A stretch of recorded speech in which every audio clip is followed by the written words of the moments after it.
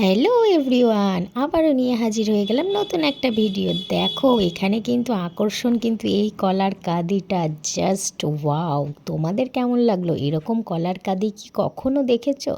চলে এসেছি আমাদের নবদ্বীপের কৃষি মেলা।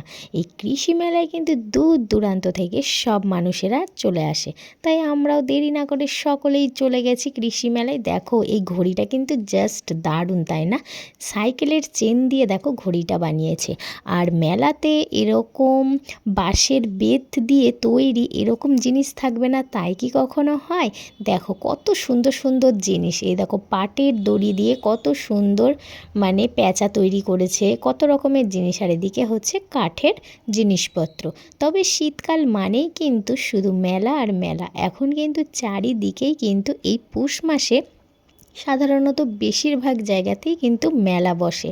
তবে তোমাদের বাড়ির মানে কোথায় তোমরা থাকছো, তোমাদের ওখানে কি মেলা বসছে কি না সেটা অবশ্যই কিন্তু কমেন্ট করে জানাবে।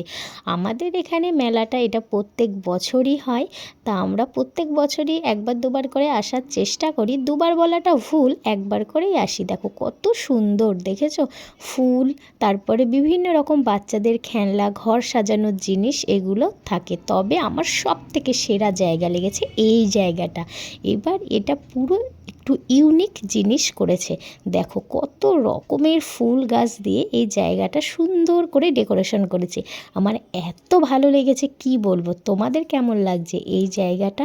আমার এই জায়গাটা সব থেকে বেশি ভালো লেগেছে কি বলবো তোমাদের, জানো তো। আর এরকম ফুল কিন্তু শীতকালে সত্যিই খুবই ভালো লাগে, তাই না?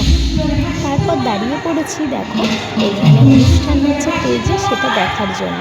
বেশ ভালোই গানটা করছিল, সেই গানটা তোমাদের হচ্ছে একটু শুনিয়ে দিলাম। দেখো কতটা সুন্দর।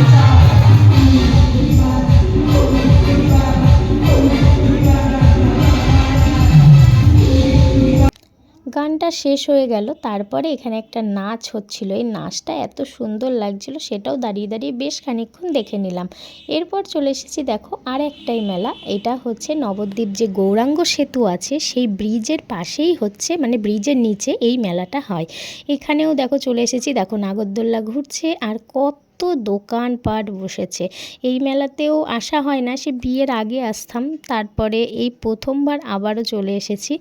তাই ভাবলাম বন্ধুদের সাথে শেয়ার করব না, তাই কি কখনো হয়? তবে এই জায়গাটা কিন্তু বেশ ভালো লাগে, তাই না? মেয়েদের এরকম কানের দোকানের সামনে দাঁড়াতে কিন্তু জাস্ট দারুণ লাগে। আমারও বেশি ভালো লেগেছিল, তাই জন্য ওখানে একটু দাঁড়িয়ে তোমাদের জন্য ভিডিও করে নিলাম। দেখো কত রকমের খাবারের দোকান এখানে বসেছে।